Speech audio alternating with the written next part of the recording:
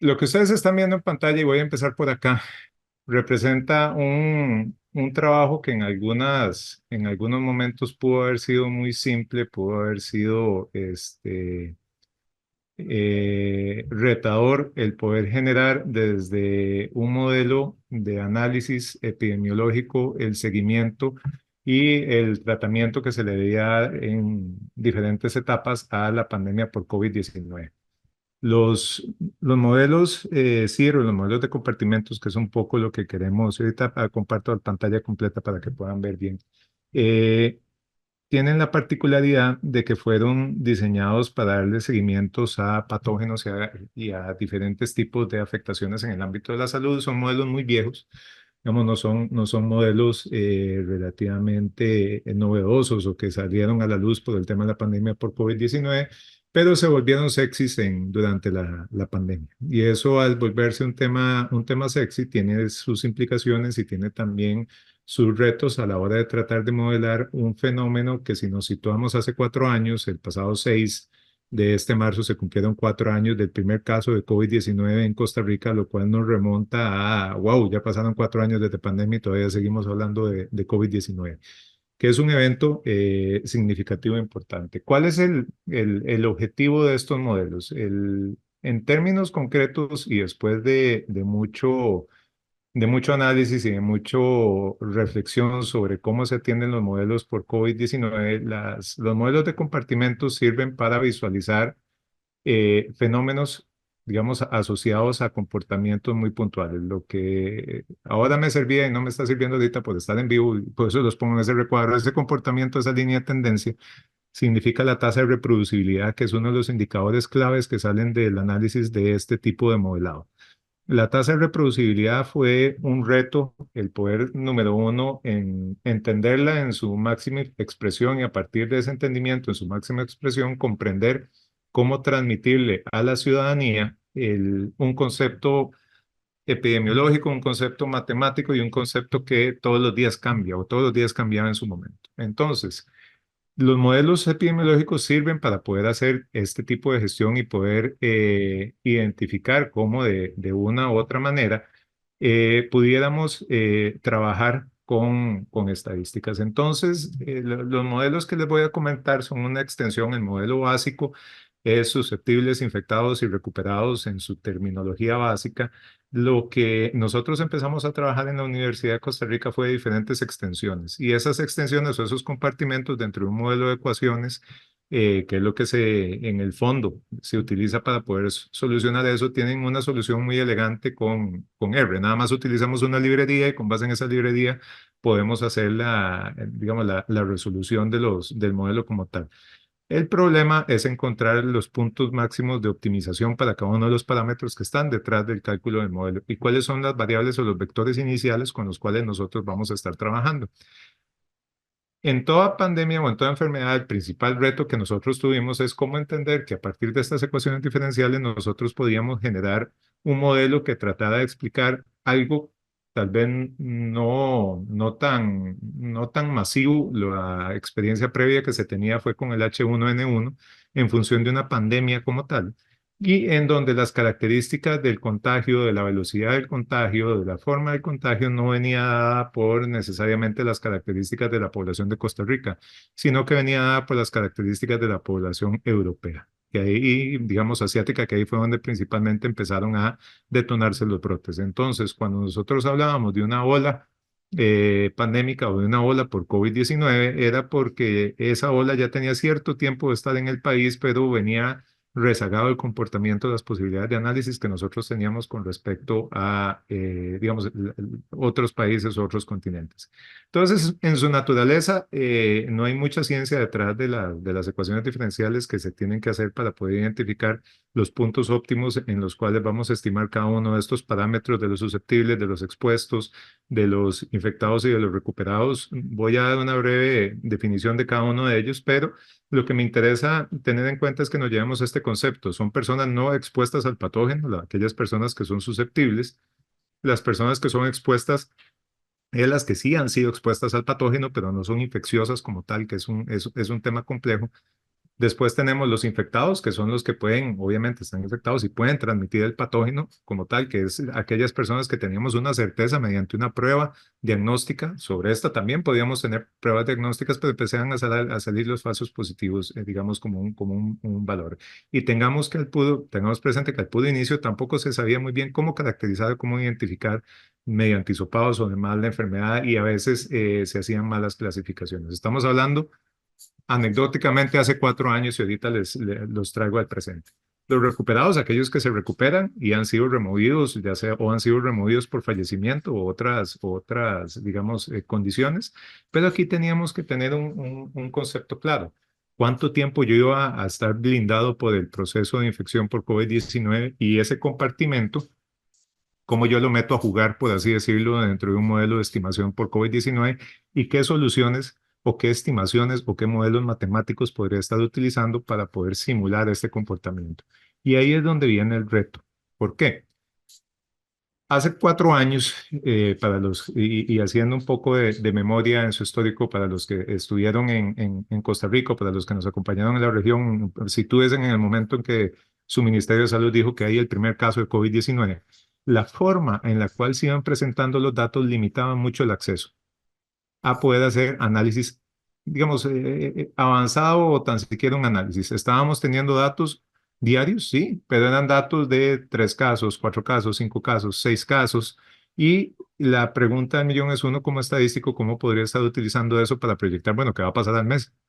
¿Cuál va a ser la posición en la cual el país va a estar afrontando? Entonces ahí teníamos que utilizar patrones de referencia de otras países o digamos de otras regiones que tuvieran más o menos condiciones similares, pensando que la distribución que iba a tenerse en Costa Rica de los casos infectados o la forma en la cual se iba a acelerar la infección iba a ser relativamente similar. A lo largo de los periodos de análisis nos dimos cuenta que eso no se manejaba así. Entonces, cuando nosotros llegamos a entender, y eso fue meses después, cuál era realmente el comportamiento, la caracterización, los síntomas, la sintomatología, perdón, no solo los síntomas, sino la sintomatología, de inclusive cómo poder caracterizar a aquellas personas si tenían una enfermedad muy leve, moderada o grave y qué afectaciones iban a tener, o inclusive cómo se iba a, digamos, a analizar este tipo de información empieza a generar cortocircuitos en las estimaciones. ¿Y por qué empieza a generar cortocircuitos? Porque el modelo se te empieza a quedar corto en función de la predicción. Entonces, en determinados momentos, desde la academia, nosotros también se nos tachaba de extremistas, de que cómo van a haber 700 casos en un determinado día, que eso es imposible.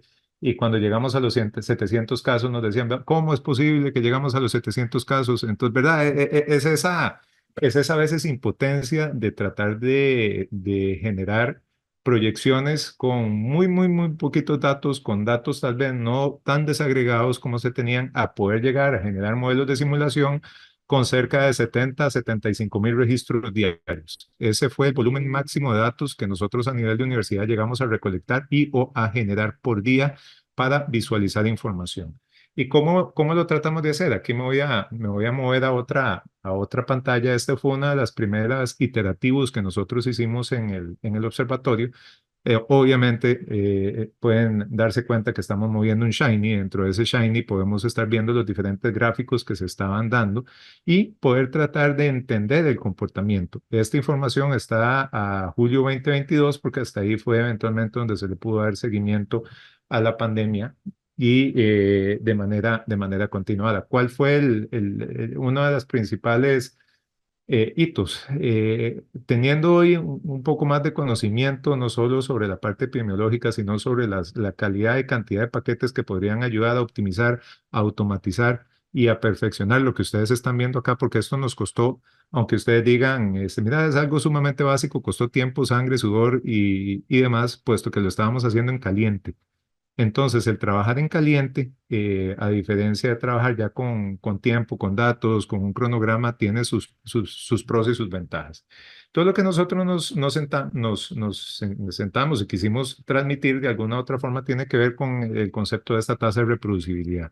Y cómo nosotros automáticamente, o por lo menos con ciertos procesos, podíamos estimar el comportamiento que iba a tener el COVID-19 y a partir de eso tener en cuenta el número de la variable RT, o es la velocidad con la contagio, del contagio al inicio de la pandemia, y la velocidad de reproducibilidad, o el número de reproducibilidad estimada. ¿Cuál sería ese comportamiento futuro? Este tipo de gráficos, aunque ustedes digan, vean qué bonito, en muchas ocasiones ni siquiera lo podíamos sacar porque se indeterminaba por los modelos de estimación o por la cantidad de casos que se estaban dando en un momento.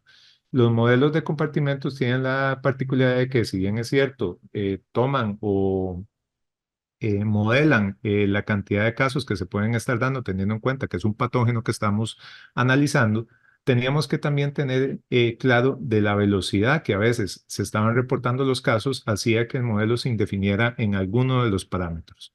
Entonces eso implicaba que en muchas ocasiones, estos gráficos que ustedes ven hoy, lo que salían era un NA muy grande, y que nos implicaba a tomar decisiones en su momento de cuál era la mejor manera o forma de poder trabajarlo.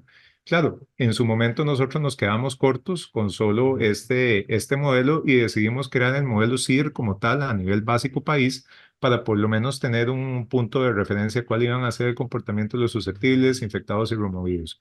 ¿Cuál era uno de los grandes retos? Las personas, cada vez que ingresaban o todos los días que ingresaban a este sitio, se encontraban un modelo diferente. Entonces decía, pero ¿cómo es posible que ayer estaban diciendo que no iba a haber casos y hoy me están diciendo que para mañana van a haber 500? ¿Verdad? Decíanse. El explicar eso desde la creación y de los retos de por qué trabajar en caliente tiene sus ventajas, es porque inclusive nosotros nos atrevimos a ser uno de los primeros centros en calcular las tasas de reproducibilidad por cantón. Costa Rica en su momento tenía 81 cantones, ya para el final de pandemia tenía 82, hoy tenemos 84 y van a ser muchos más. El definir un algoritmo que es relativamente sencillo para poder estimar cuál es la tasa de reproducibilidad para cada uno de los cantones, y con base en esto dar una información más estratégica, también fue digamos, un reto importante, no solo desde la hora de comprender las dinámicas, sino también desde la hora de entender cuáles son los modelos más eficientes que se podrían estar diciendo. ¿Y por qué ustedes me oyen hablar de modelos eficientes? Porque la pandemia como tal no solo se solucionó con la incorporación de estos modelos de compartimentos, sino porque en muchas ocasiones tuvimos que hacer mezclas de hasta 7, 8 o 9 modelos para poder identificar cuál era el mejor modelo en su momento con los datos disponibles. Entonces eso nos lleva a decir que, si, y con un ejemplo que voy a poner ahora de un auto machine learning con la librería H2O, es qué posibilidades hubiésemos tenido, digamos, a la hora de incorporar tal vez otras librerías, otros conceptos más asociados a Machine Learning para poder entender eso. Claro, se ocupaban datos para poder llegar a eso, que son los datos que tenemos hoy. Entonces, hablar en presente cuando tenías un problema del pasado que tenías que atender es muy difícil, y a veces uno dice, mira, esto me hubiera solucionado el 90% de todos mis problemas hace 3 años, pero se trabaja con lo que se tiene, y eso fue parte de lo que nosotros quisimos hacer. Esta es una breve referencia de en qué momento fueron que se crearon los modelos SIR, que son modelos muy viejos del año 27. ¿Qué es lo que nos permiten hacer? Comprender dinámicas, planificar estrategias, y son la clave para poder hacer una implementación en modelos de salud pública, que ese fue uno de los principales retos cuando estuvimos abordando este tema. Volvemos a decir que son modelos relativamente sencillos, en donde cada uno de los parámetros lo que nos dice es la tasa de contacto efectivo, la tasa de incubación, la tasa de recuperación y el número básico de reproducción o reproducibilidad, que es lo que les están enseñando. ¿Qué era lo difícil? ¿Cuál decisión tomamos sobre cuál de esos valores es el que le vamos a imputar? ¿Por qué? Porque en un momento nos decían, bueno, es que tal vez las personas pueden pasar en un periodo de recuperación 22 días. Bueno, entonces poníamos uno entre 22. Pero no, tal vez en otros países son 15, entonces ponemos uno entre 15. Pero tal vez a nivel del promedio mundial es 5. Cuando salió beta, cuando salió alfa y todas aquellas variantes que eran muchísimo más contagiosas y más letales, fue un caos poder optimizar esto, porque no era tan sencillo como poder generar una función de que encuéntreme cuál es el valor, digamos, más óptimo para poder ajustar y que me dé un gráfico bonito, que a veces eso es, digamos, eso es lo que uno trata de estimar, sino aquí es realmente, bueno, cuáles van a ser los umbrales en los cuales el país se va a estar visualizando para más o menos tener un modelo que me permita tomar una decisión, y con base en esa decisión, más o menos cuál es el parámetro aceptable.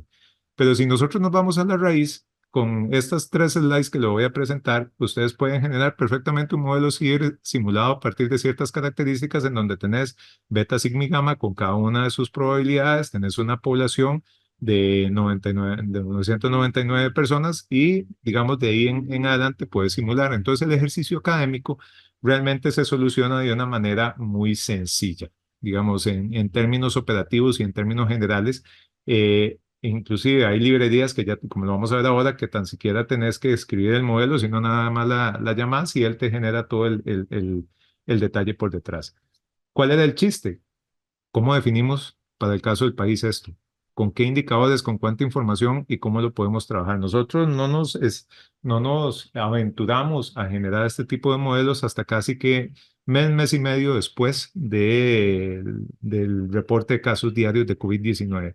Al principio nos quedábamos mucho en lo que era la representación y la evolución de los casos, eso que quiere decir una tendencia, un análisis descriptivo. Conforme se fueron digamos, habilitando más datos hasta llegar al punto de contar con hojas de cálculo, que también esa es una de las limitaciones que tenemos ahora, se pudieron generar modelos más sofisticados. Por ejemplo, llegamos hasta hacer análisis de modelaje de series de tiempo para poder analizar comportamiento, pero a veces la pandemia tenía sutilezas que solo el poder estimar con ciertos modelos podíamos tomar en consideración, por ejemplo, lo que eran los crecimientos subexponenciales o los crecimientos logarítmicos o los crecimientos inclusive a partir de polinomios de grado 4 y 5, que tienen una repercusión porque es una sobresaturación del modelo. Entonces, bajo eso, tendríamos que tomar en cuenta que no había una solución única. Y dentro de esa solución única, la información que se obtenía del Instituto de Estadísticas y Censos, la información que se tenía de los datos confirmados por COVID-19, la información de los procesos de vacunación que se vinieron dando posterior al año del primer caso por COVID-19, empezaba a generar posibilidades de análisis y posibilidades de cálculos en los modelos de compartimientos que eran muy interesantes. Nosotros llegamos a desarrollar compartimentos en donde metíamos no solo los susceptibles, los infectados, los recuperados, los fallecidos, las personas que iban a entrar en procesos de hospitalización, tanto en salón como en unidades de cuidados intensivos, las personas que iban obviamente lastimosamente a fallecer, y un concepto que era sumamente complejo de medir en su momento, los asintomáticos. ¿Cuál es la probabilidad que nosotros le vamos a tener que incluir a un grupo poblacional de personas que van a estar con el virus, que no están presentando síntomas y que son altamente contagiosas? Entonces aquí es donde viene la gran ventaja de equipos interdisciplinarios en donde pudimos construir a partir de diferentes herramientas modelados que nos permitieron generar este tipo de cosas. Este es un ejemplo práctico del modelo que se desarrolló en su momento para COVID-19. No fue el único.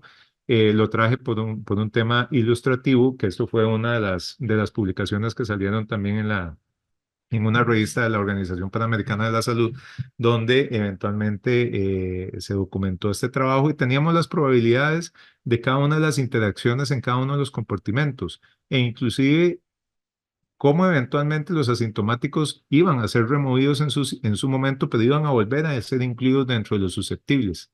¿Por qué? Porque la inmunidad también nos fuimos dando cuenta que conforme avanzaba un mes, se iba ganando inmunidad. Cuando avanzaba otro mes, se iba ganando inmunidad. La inmunidad se iba ganando día a día hasta que llegamos al consenso de que más o menos son 6 meses por cualquier afectación que ustedes tengan ahorita por COVID, que más o menos le da una protección natural. Ahora, lo interesante fue cuando empezamos a meter los conceptos de vacunación.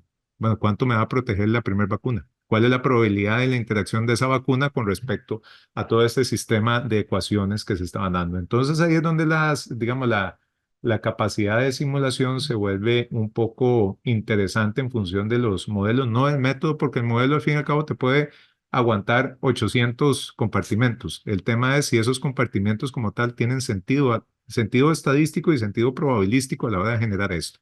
Ustedes me podrían decir, bueno, pero ¿por qué no lo generaron con un árbol de decisión o por qué no lo generaron con otro esquema? Porque el acceso a los datos no fue, digamos, lo suficientemente detallado para poder generar ese tipo de análisis. Eso fue un componente que los colegas del Centro de Investigación en Matemática Aplicada sí pudieron hacer, porque tenían los casos el caso de Agustín Gómez y cuáles habían sido los nexos que había tenido Agustín Gómez en su momento y cuántos de esos habían sido contagiados o infectados por COVID-19.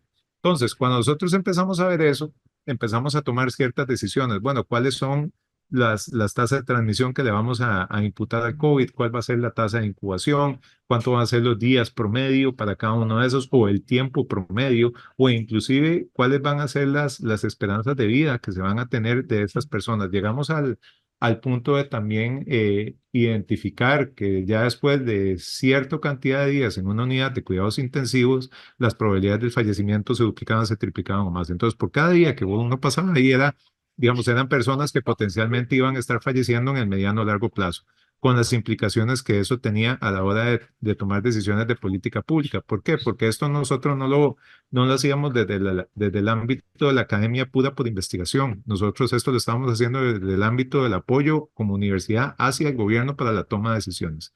Entonces, si nosotros miramos esto en retrospectiva, hay un montón de cosas y de simulaciones que uno pudiese hacer con esto para tratar de optimizar e inclusive generar eventos alternos o ramas alternas que se pudieron haber tenido. Tal vez en estos últimos minutos voy a ver si les puedo mostrar algunas de las líneas eventualmente de código más sencillas que nosotros hicimos en su momento para poder visualizar el tema de COVID-19.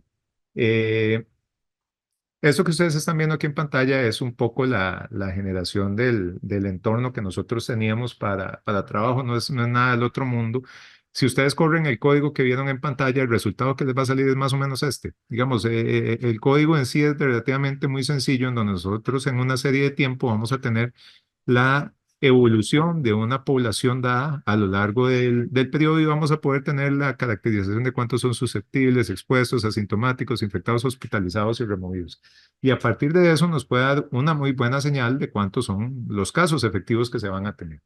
Entonces, cuando nosotros empezamos a visualizar este tipo de cosas, nos llamó mucho el interés y esperemos que eventualmente eh, me corra el código de utilizar cierto tipo de datos y cierto tipo de información para estimar justamente lo que ustedes están viendo en pantalla. Aquí estamos utilizando la librería más sencilla que tiene, que es la librería Epistem, para poder estimar la tasa de reproducibilidad como tal y a partir de esa tasa generar el comportamiento. ¿De qué nos sirve esto el día de hoy?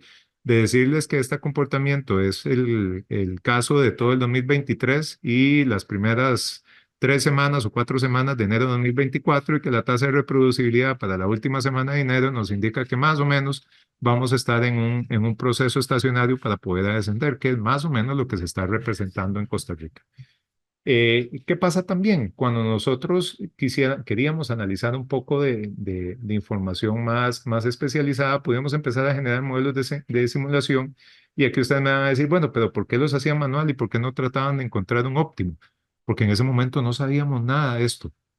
Digamos, como tratar de ver hacia el futuro y ver con base en la población más o menos expuesta, que no fue tan claro hasta casi que un año después de la pandemia, que iba a poder afectar de igual manera a la población adulta, a la población menor, digamos, e inclusive a ciertos demográficos, el poder generar un modelo de simulación que nos permita caracterizar de alguna manera este tipo de herramientas. Entonces, cuando nosotros empezamos a correr estos tipos de modelos y empezamos a visualizar cuál es el comportamiento que está teniendo, nos enfrentábamos a este tipo de gráficas y el explicarle a una persona, bueno, es que más o menos dentro de 2 meses o dentro de un mes o dentro de una semana va a venir una ola y la ola no se cumplía.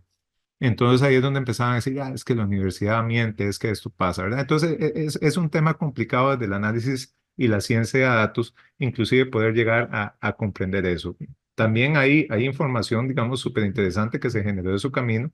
En el camino queda la posibilidad de no solo explicar de forma diferente cada uno de los valores, sino también hacer de análisis de sensibilidad de qué tan bien se estaban realizando las estimaciones en su momento para solo dos variables. ¿Cómo íbamos a poder caracterizar la tasa de transmisión y cómo íbamos a poder identificar los hospitalizados y los infectados? ¿Cuál es el tema? Y cómo realmente comunicarle y transmitirle a un tomador de decisiones de que esto es un escenario que podía ocurrir. y después cómo decirle a la misma persona, bueno, es que tal vez ese escenario no se cumplió porque pasaron estos y estos y otros factores. Quisiera dejarlo acá porque se me comió el tiempo. Igual en los espacios que vamos a tener, vamos a poder compartir el código. Hay un código súper interesante con una librería H2O para poder automatizar a partir de los resultados del último año cuál es el mejor modelo para poder hacer una estimación. Claro, en su momento es más fácil hacer estos procesos de estimación hoy que en caliente. Entonces, esa es mi experiencia contándoles cómo atender un problema de salud pública en caliente y cuáles decisiones se tuvieron que tomar a partir de un modelo que uno dice, sí, es muy sencillo. Es un modelo en el cual es fácil de entender. El problema es que eso no lo puede decir hoy, Franz, 4 años después. En el momento era algo sumamente complejo.